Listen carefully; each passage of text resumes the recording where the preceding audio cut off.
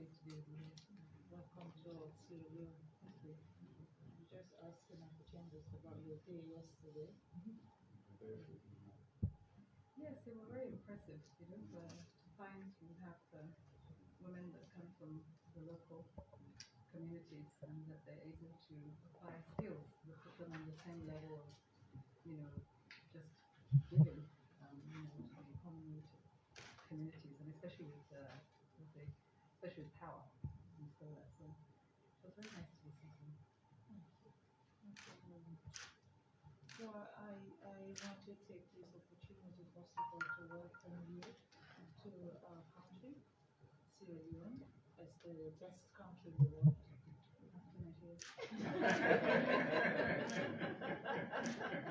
Beforehand, I was saying Ghana. I get that with the first lady of Nigeria and Ghana. I say best country in the world, so you haven't come to Nigeria yet. But you're most welcome. I've been looking forward to your trip. When my brother came and told me, I was excited, and I was making my own plans. I didn't know you guys are going to make your own plan, because I wanted to host you in the house. I wanted to celebrate you. I wanted to actually celebrate a sister that I admire from afar. I explained to your coordinator when they were doing the election for the WHO. And there was an Amina name, so for me it was you. And I was campaigning, I was calling everybody that's listening, and then they said, I don't think it's the Amina, But I went back to my husband and said, which of the Amina? Not far wrong. There was a time it was my picture, but it was her. I said, Amina, we're in trouble. She's Kenya and Nigeria, and it's not the first time. I think President Kenyatta once said to me, you put me in trouble with the parliament. I said, what did I do? He said, when you were made Minister of Environment in Nigeria, they came to ask me, why did you change your minister to environment? Yes, so we have a name problem. I like I said, I have been an admirer of all of the things that you're very passionate about, and also very, very passionate about those issues, especially when it comes to gender. I believe maybe I have been the most stubborn first lady within the subregion, because I believe that we need to have voices, we need to have people that will actually explain our story. When we talk about gender equality, since I know myself, we've been talking about gender equality, but nothing is, for me, I feel like we still have not achieved what we're supposed to achieve as women in Africa. And when God blessed me with this opportunity to be the first lady, because this is something that I've been so passionate about, even when I was just an actress.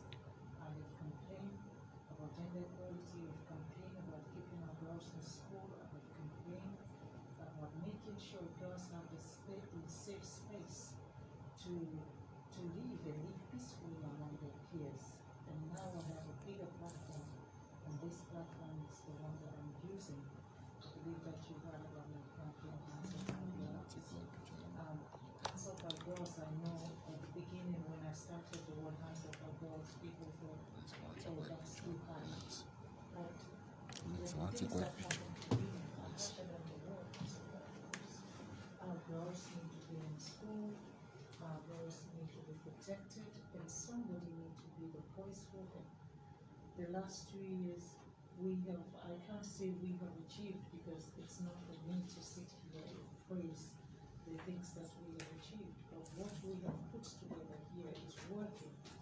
It's working because we have a president that believes, not just because he's a politician, no, he believes that women has to be empowered. The very first time he tried to be the president of this country, his running mate was a woman. Unfortunately, this time, just before he pronounced who was supposed to be his running mate, the woman became ill and is absolutely to you. She's still in the hospital in coma, and I know that so much because that is the kind of equality we would always wanted for this nation. Now, our girls here, the issue on rape, the issue on early marriage, we are campaigning, we are transforming, we're changing policies, we're changing them rapidly, and because we're changing all of this so rapidly, we're now seen as dictators. But I believe that women has to have this safe space. I believe that women has to have the opportunity to also contribute to national development. We are 51% of our population here, they're all women and girls. And you cannot just keep us in the kitchen. Yes, we love being in the kitchen, but we also want to contribute because when we work as partners, then we are able to make the changes that African need. I have managed to talk to my sisters, first ladies, because when I came in, I was basically the youngest among them. I know they all have their platforms, but I've managed to push them a little bit. Because when I came in, they have the organization called OFLA, which focuses on AIDS, HIV/AIDS. And I said, no, that's not what my country, that's not what the problem of my country is. So 3 meetings, I stood by where I believe that we need to be at, which is gender. We need to look at gender. So last year, June, I've managed to get OFLA to understand the problem that Africa is facing, and they've changed the name from OFLA to OFLAD. So it's now for development. African First Ladies for Development. So we've managed to change that.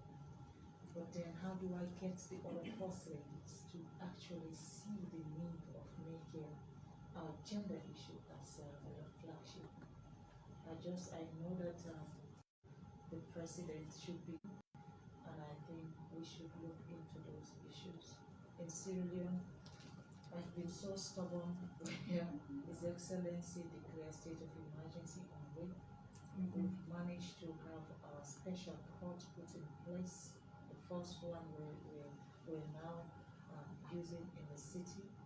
We are hoping to replicate that within the region so that we have a special court in all of the region. We have engaged all the religious leaders that actually do, especially when it comes to early marriage, they're the ones who would sign those documents and make them champions of rights of our girls. We have also managed to get our paramount chiefs to be champions of hands of our girls, because these things, they don't happen just like that. They have support from other places. So all of those places that they have support, we try to engage them and make them see the need of allowing our girls to go to school. We've managed to work in close partnership with the police and the military. We have the head of the police and the head of the military as part of our task force. We've also had the opportunity to get the Sierra Leone Women Doctors Association. We have also signed up to the Hands of Our Girl task force. We have the lawyers, and I was so pleased yesterday when I saw pictures out on social media that they met you. Yes. All of them that met you yesterday are working with the task force that we put in place, because again, when I started the campaign, I realized that, one voice is loud, but many voices will be loud. So I had to come down and beg them to say, look, we all want the same thing. And I'm hoping that we will work with the Office of the First Lady and the Hands of Our Girls. And they are working with us, Rainbow Center, Purposeful. All of these organizations have managed to put together. So now we have a formidable task force. And what we have also achieved is the fact that we have managed to get the president to sit on the task force meeting once every month. In that meeting, we will all come back and we will explain what we have achieved and where we're struggling, and if we need his push, what we need from him. We always come every month. We do that on the 14th of every month. So that's ongoing now. So really, the voice the voice of Hands of Our Girl is all about. We've been to the UN, we have presented our case at the United Nations last year.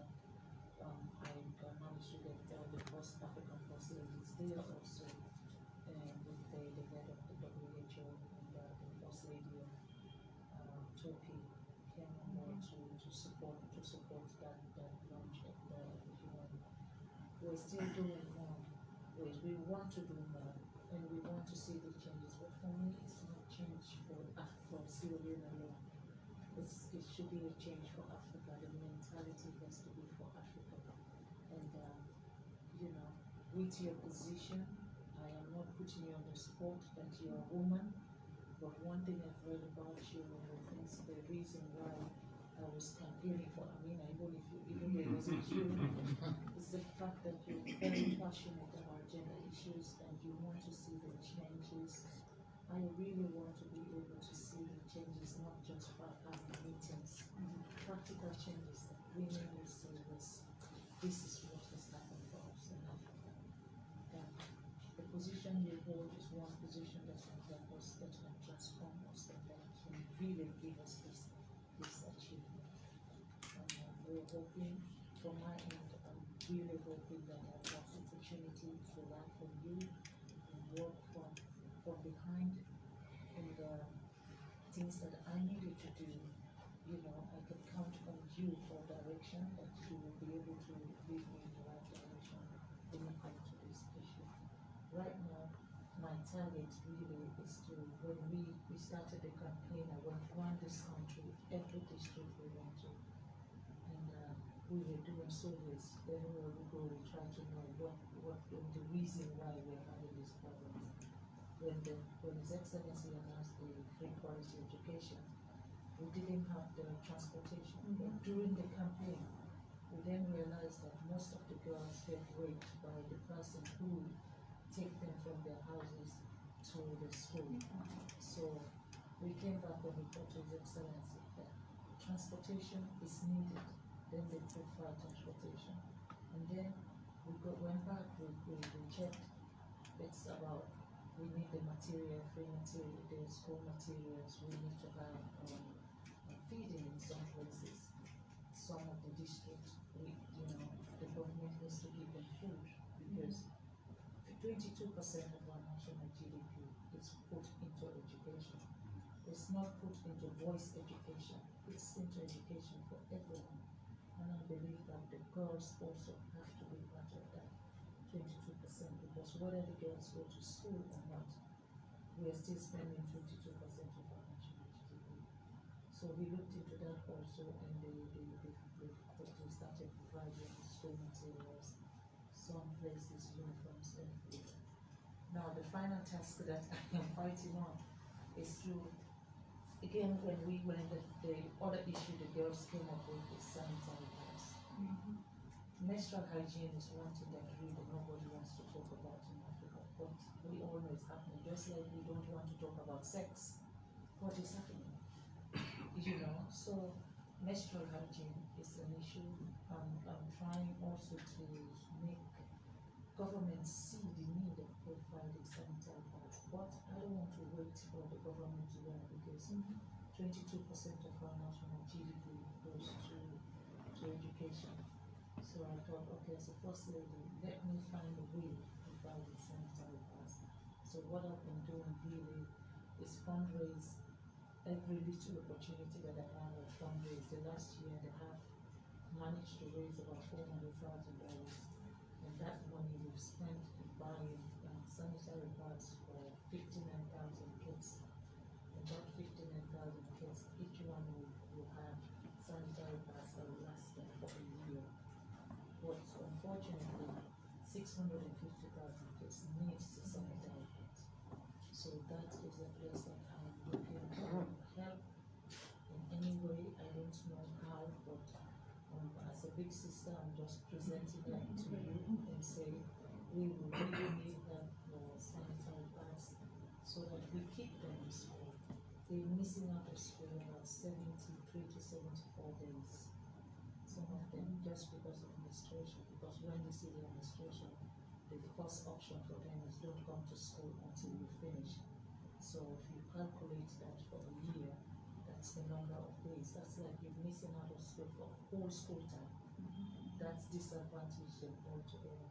So that is a project that we're working on in the forensic lab, of course, to replicate the special court for rape cases within the region.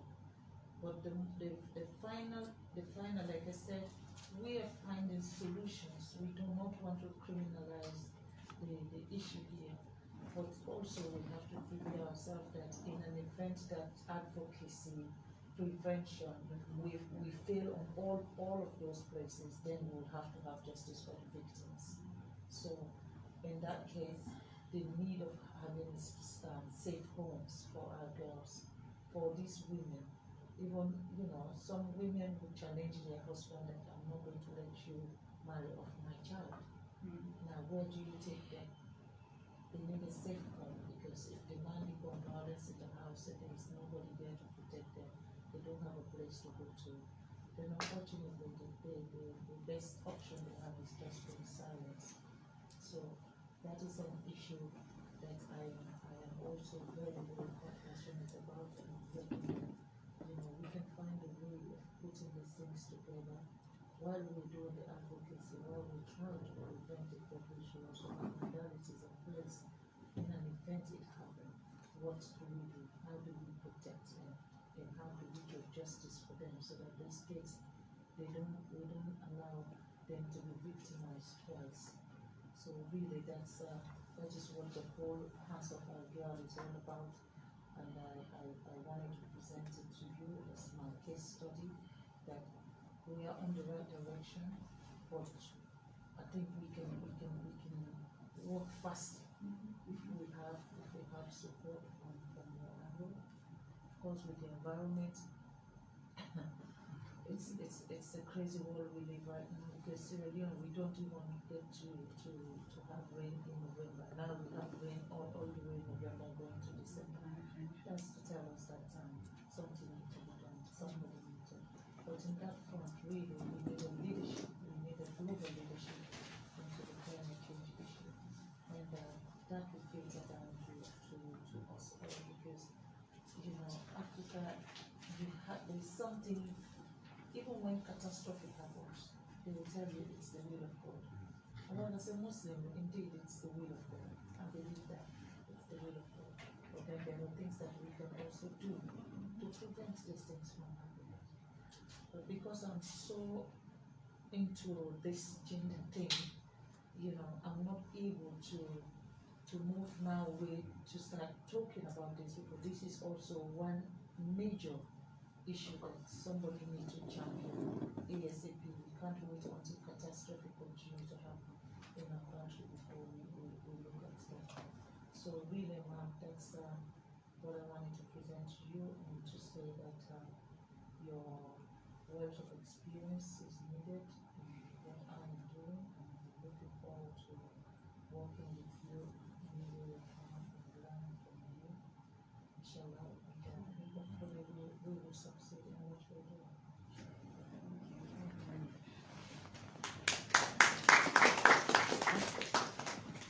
Well, Your Excellency, Madam President, it's a real pleasure to be here, and we want to thank you for your warm welcome, your kind words. Let me just say right from the beginning, we'll be learning from each other, because it is about lifelong learning. We just build and build and build. The experiences that you have here, you've just illustrated them with the passion and with the leadership that you've taken on to address what matters in your own country. And from that, I'm sure it's going to go beyond the borders. With my delegation, I think you've met them because yes? Okay. You know SRSG Mohammed Chambers, of course, and also Hannah Tete, who is our SRSG, which is a special representative to the SG at the African Union. Well, that's our resident coordinator here, who helps keep the UN presence together and hopefully responding to your priorities. And then the rest of the team that supports us, without whom we would not be standing through this whole trip. The mission really for us has been about a solidarity trip in this crisis of COVID, which for Africa has been about the socioeconomic impact. less about the health, just I think because of the lessons of Ebola that really we shared with the continent, we were better prepared. And that solidarity trip really is to show that there is global leadership, there is global attention on how we can bring all the necessary responses to help us, first of all, deal with what we have now, because many governments have got some very big issues with their budgets and the liquidity and what to do. But if we get that response where flows of finances can come into a country, we can then hopefully recover better. Because we see this as take the crisis, but let's look at the opportunity of the crisis. And not be defeated by COVID, actually rise up harder and stronger and more. It's 5 countries, and each country has a different context, which is what we were also trying to demonstrate, is that while we're in solidarity of the governments and the people that we serve, we are also in solidarity with our own UN footprint, that they still stay, they're on the front lines, they're accompanying you, supporting you, and then the international community, because we have to remind them that there's still work to do to get to the SDGs, to get to other frameworks that are put in place. The 5 countries, as I said, very different, from Nigeria to Niger to Mali, Sierra Leone and Ghana. And with Sierra Leone, it is a post-conflict country, but sustaining peace takes time. It's almost a generation, and so the foundations need to be carefully attended to so that one can build a house of Sierra Leone that will stand. Visiting yesterday, we very warmly welcomed. I don't know a better place where you land at the airport and you get to go across the sea. It's very refreshing, because it's not from the airport into a car, into a road, into a hotel room. You actually got to see, Freetown from the boat. So for me, it was a very nice way to land. But we did have an enormous opportunity to speak to our teams, and to the women that you saw on social media there, who were amazing. I mean, so inspirational to talk to young women, the lawyers, the doctor, really telling us about the issues that they care most about, and also supporting the work of the government, and saying a lot has been done in the time since the president has been in office. We then got to go, sadly, to the site where you have the mudslide, the old Sierra Leone's Sugar Mountain, but also your recovery, what you want to make of that, so that people did not lose their lives in vain. There are lessons learned from it. And then, as we said, the barefoot women were an inspiration. As we, I think, spoke to those that are very much a part of working with you on the priorities of Sierra Leone, of course, gender-based violence was right up there. I think that, Hands Off Our Girls is an amazing slogan. I think that it is perfect. I don't see any other. I was saying, I said, it must be because of your experience and your background that you're able to connect with people with messages, which is what you bring to the table, is how do you communicate. You can have a message, but if it doesn't land and people run with it, then it's not a message. This, I think, says it to everyone, and I think it makes probably the men think twice about, so what is this? What are you saying so boldly to us? And it is about changing mindsets. It is about, as you said, taking responsibility for the girl that has a right also to participate, not to live in fear when they wake up, to not to be subjugated. One of the young barefoot women, she's not even a barefoot girl, that we met, said that now she knows that she can do anything that a boy can do, and that they can't dismiss her anymore. And I think that was very powerful statements from that. So I think that on the gender-based violence, putting in some of the deterrents. I mean, you have the special courts. I think the special courts send a signal that you're very serious about this and mean business. I hope that we can get the support for the forensic lab. I don't know where we are with that, but it's very, very important to have it, because if you have science-based evidence, then it helps with the special courts. I think there are some other. I mean, I'm very passionate also about the issue of women who suffer from gender-based violence, in that the legal system, by the time you get to the court, it's often late. The woman has already suffered. And perhaps if people, the deterrent to that is maybe that the laws and SRSG, Hannah is a lawyer, But maybe the laws need to be such that the perpetrator of the violence is the one that's taken out of the home and not the woman. That the home is a safe space, and that if you as a man are either threatening or perpetrating violence on a woman and your children in the house, then maybe you need to be removed, and the law needs to say that's what happens, and you come back when you're ready to be responsible and to behave. This did happen in the UK. There was a time in the United Kingdom where it didn't matter what you heard next door, there was nothing you can do about it. Even if you reported it to the police, it was domestic violence and it was dismissed. But we had another woman who came in and put in a law that you could report domestic violence and they would come and they would take the perpetrator out, even if it was for 24 hours. That's a powerful message for African men. And we have African men around the table. If they told you they were removing you from your house, you would say it's not possible. It's in my house. But it sends a signal that society needs to understand that when you take someone's daughter, there's a responsibility, and they didn't just hand them out. It's a responsibility. So I hope that messaging and advocacy around the importance of once we say we want to end violence, it is about a mindset.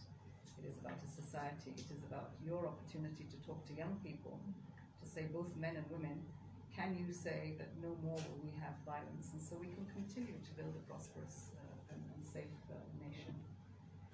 So we're happy to support you. We have a spotlight program with the EU. It's the largest amount of funding that ever came for gender-based violence. Of course, it's in Latin America, it's in Africa, somewhere in Southeast Asia. We're trying to broaden that, and we would like to try to bring Sierra Leone into that program. So that's one commitment we'll make to do that. The second, of course, is foundational education. We've all been talking about education, but it's wonderful that the President takes that up as a priority and that you focus on girls. Actually, you focused on all children, and we say especially girls because they're usually not there. The quality of that education is going to be important. I always say if we put a focus on teachers, then we will get a good quality education. But today we have the advantage of technology. And while COVID is sometimes shutting down nations that you shut them out of education, then we can bring the digital world closer. We can close that divide. So I hope that with education we will also we have some proposals to try to make sure that girls and boys join that digital world and are trained so that the marketplace for them is global, not just a real region, but it's global and they are connected. I know that the support for education is one about sustaining it, the infrastructure, the safety. You spoke about the sanitary pads. I left being chair of the. There was a platform in the UN for water and sanitation, and I was on a visit to India where the sanitation pads became the really big issue. What I did learn from there was we can set up a small-scale industry to produce the sanitary pads. So maybe that's something that we could work with you to say, how would we, with the UN Global Compact, bring the business, the local business entrepreneurship, and have a startup that would produce it here. So you don't always have to talk about bringing it in from outside, and people would help with that. I think it's not difficult to set up on that one. And then we did end with climate. Climate change is real. This is a rainforest country, but it's so rich. I'm hoping that to see the focus on the whole value chain for agriculture will bring both men and women from production to market. And education is part of that, technology is part of it. So what can we really push that the revenues of this country can be diversified, that it's not just the extractive industries, but that agriculture itself can deal with your nutrition. It can ensure that rural women are, we don't want to say there are rural women and there are urban women, but the reality is that that's where their situation is in context, but they are all women, and there are women working in rural areas and women working in urban areas. How do we make the connection? How do we make it such that you can move between the two seamlessly? It would be helpful to see how we could support that. This is a country that's post-conflict, and in post-conflict countries, the most difficult thing is to keep the unity of the country together, and to make sure that the root causes that caused the conflict in the beginning don't revisit the country. So your leadership, women, are really what we see the glue in our societies, who really weave our social fabric so that it's strong, so that our diversity, our differences become our strengths and not weaknesses. And I know that this is something that you're all working on, but young people need to know the sacrifices that people made to get peace, and then they need to be part of weaving a stronger fabric for Sierra Leone, so that you have this social cohesion, the social contract between government and the people is stronger. And now's a good time to do it, because the pressure of the world is on everyone trying to survive COVID. But the day after COVID, when a vaccine is found, which is probably pretty soon, then everybody will wake up again and will start, being under pressure for different sorts of demands on our time. Now's the time to really think about how to build back better and how to do it with a sense of unity. The population in this country is not much, but it's still a population that has complexities that need to be addressed. But rest assured, you have our support, and always, both as in my privileged position for the time that I'm there, I will certainly be there for you anytime that you require that. And also the team as well, they're actually in the region, and he's just around the corner in Dakar. But you're right, we convene, and we convene all those partners that can help to push the agenda forward. And that's, I think, what our RC, Dr. Honse, will be here with you to do, to scale your projects up, to make sure they reach everyone. They go beyond Freetown into the rural areas and the communities that need them most. So thank you so much.